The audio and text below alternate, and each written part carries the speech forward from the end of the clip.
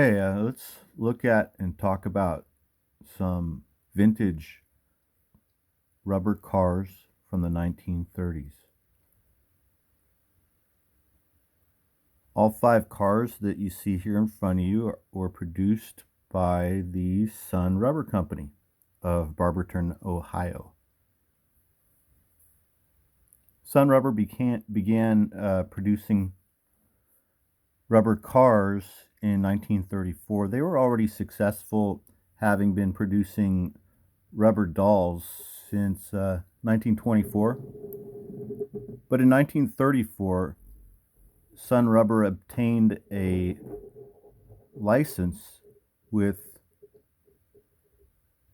Desoto Automobiles to make their first rubber car, which would be the 1934 Desoto Airflow, which is what you're looking at right here.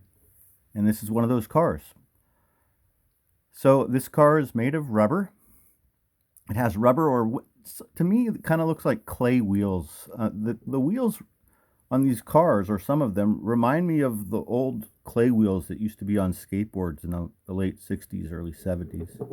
You'll see what I mean. So let's take a look at this car up close. Oops, where are we at? Here we are. So it really has this really cool, I guess you would say, futuristic design. I mean, it really is a beautiful car. Look at these wheel covers with the aerodynamic swoops on them. And this toy car is really of high quality. Look at on the tires how it has, even there's like a little bit of design accenting on them.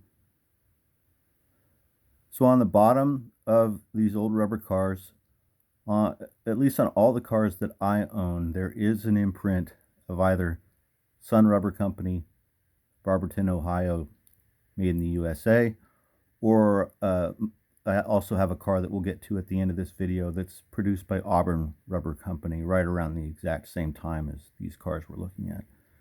So this car is produced in 1934.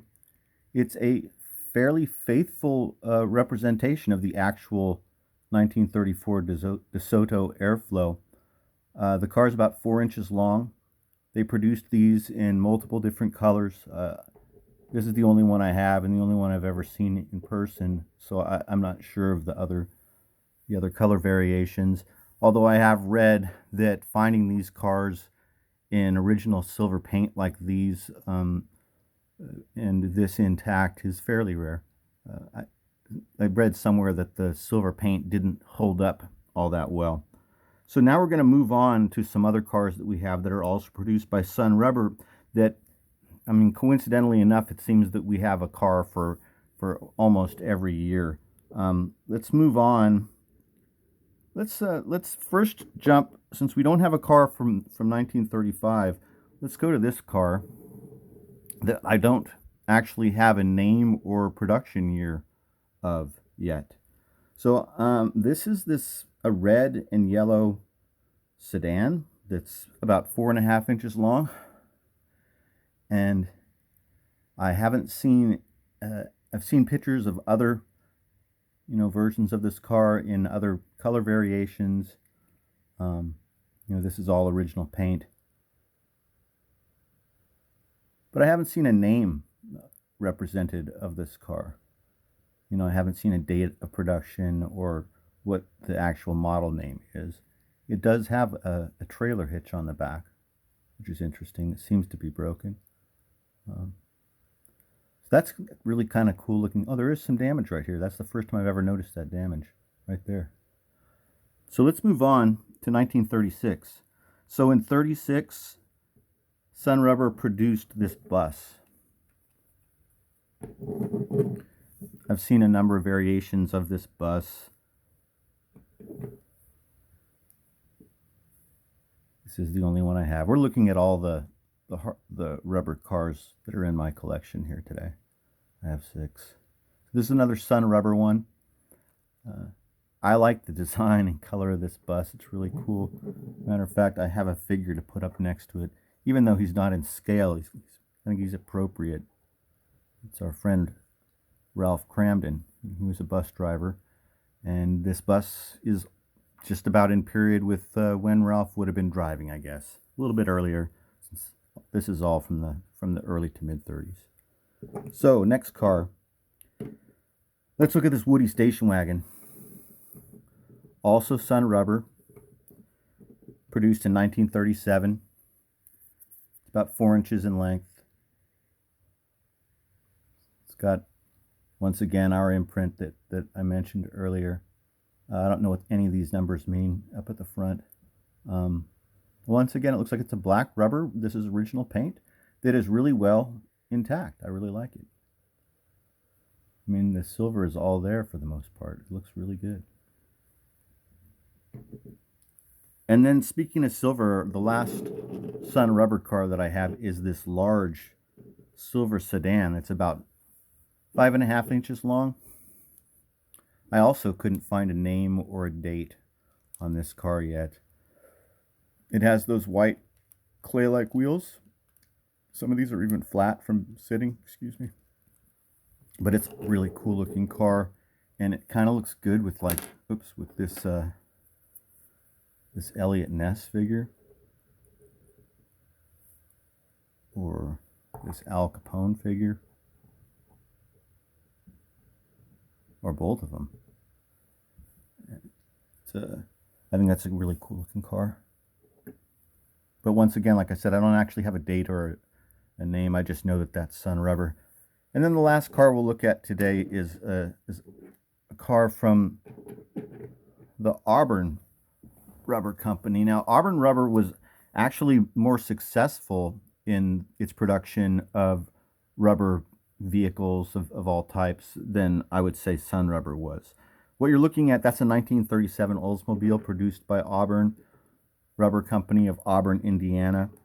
Auburn produced a wide line of all different types of vehicles: cars, trucks, motorcycles, fire trucks, dump trucks, even figures, even soldiers. They even made baseball and football player figures. One of the distinctions of some Auburn Rubber cars is that sometimes you can see the driver in the window, but like in the side window, but not in this car.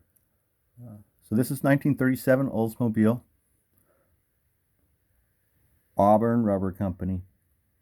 So all these cars are from the 30s, as we talked about. During the Depression, these cars were affordable.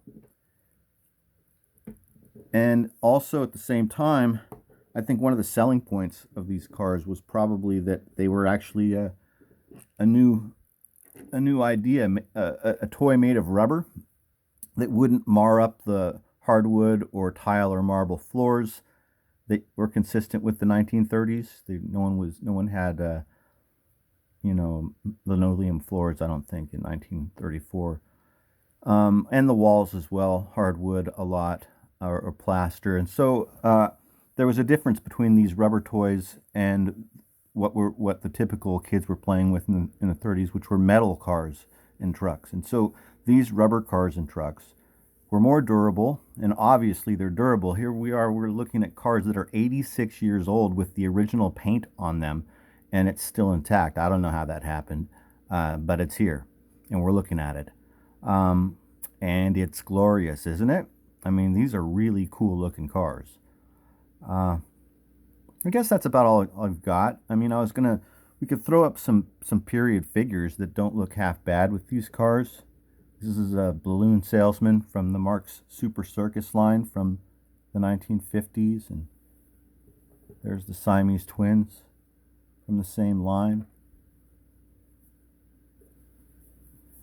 Here's a guy we're all familiar with. He looks good with this red car because it almost looks like the car from the cover of his first appearance in Action Comics.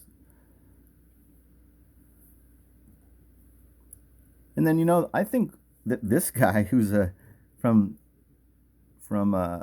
Galaxy Laser Team, he doesn't look half bad in here either. But and then maybe we'll throw a look, keep it in period. Here's FDR.